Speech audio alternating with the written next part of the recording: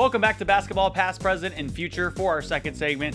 Coach Shai Gilgeous-Alexander keeps stacking these spectacular and stunning moments. Now scored at least 20 points in 126 consecutive games, tying a record set by your GOAT, Wilt Chamberlain. Who's that? Wilt Chamberlain, your GOAT, not mine, yours. Think about what that means for a second. An era dominated by pace, physicality, and interior scoring, and now a modern guard matching it through efficiency and consistency. So, Coach, when you hear a modern guard tying a Wilt Chamberlain record, what does that tell you about the level of consistency that Shai has reached? Well, one thing it tells me is that the game has changed. Before, it used to be the bigs that were the focus point. Now it's guards and guys with the ball, appropriately, because that's who dictates the action on the court. But you hit it on the head, Jesse.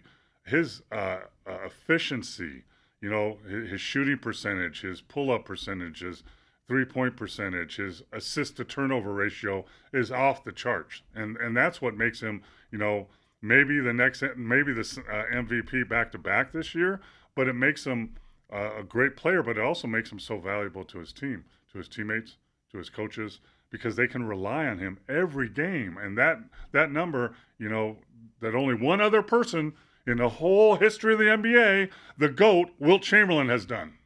We can't even find the 100-point game. Someone show me footage. We have him going to church on tape, and we don't have the 100-point game. Someone produce me the 100-point game, and then I will declare him my GOAT. So all the players that played and the announcers that announced and the coaches that coached and the 100,000 people that claim they were at that game are all lying just to fool you? 100%. 100,000%. You can't trust anything you read nowadays.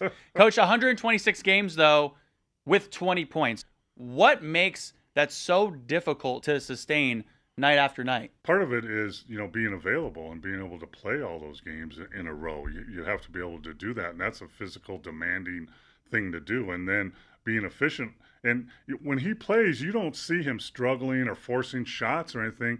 And I guarantee tonight when he tries to break that record, he's not going to force up shots. He's not going to jack up threes to try and break the record. All he has to do is play like he always plays, and it will come to him. And that's an underrated effect that players should realize is you can't force the game. You have to let the game come to you. Michael Jordan, Larry Bird, Magic Johnson, all those players always said that. Let the game come to you, and you'll be successful. Their games don't come without criticism. Now, I want to read something that your buddy, Steve Kerr, said just a couple of nights ago. He said, quote, on the 15 free throws that SGA got against the Golden State Warriors, Steve Kerr said, he's incredibly clever. He knows exactly how to draw contact. It's all within the rules. I don't have a problem with Shai. I have a problem with the rules. What do you make of that? Well, I think players of that magnitude have had that skill for a long time. I mean, Jordan and all those guys had a knack.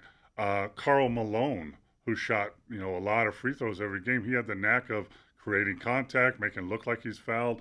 And that's part of the game. And you know whose problem it is? It's the referee's problem. You got to figure it out. And, don't think that when I played and I had a 50-50 call against Bird or Magic or Jordan that I thought I was going to get that call. I never did, because I never did. So, you got to take it with a grain of salt. But, sometimes, you've watched games with me.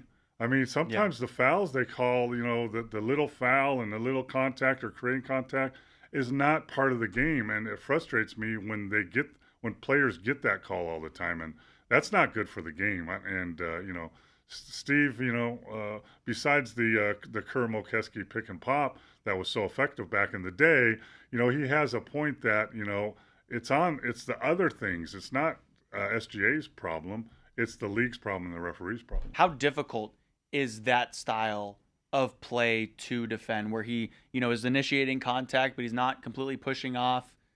So it's completely legal and within the rules. How do you guard that?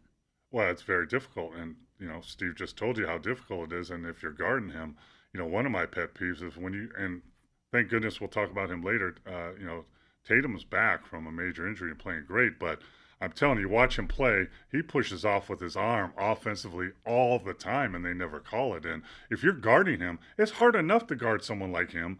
And now you let him push off. Now it's a problem. What happens defensively is you kind of react to that, and maybe you go back at him, and you get the call against you. So it's very frustrating. And guarding guys like that, it's got to be a headache for sure. You know what's crazy? You read my mind. We're going to talk about Tatum next here on Basketball Past, Present, and Future. This man understood the assignment.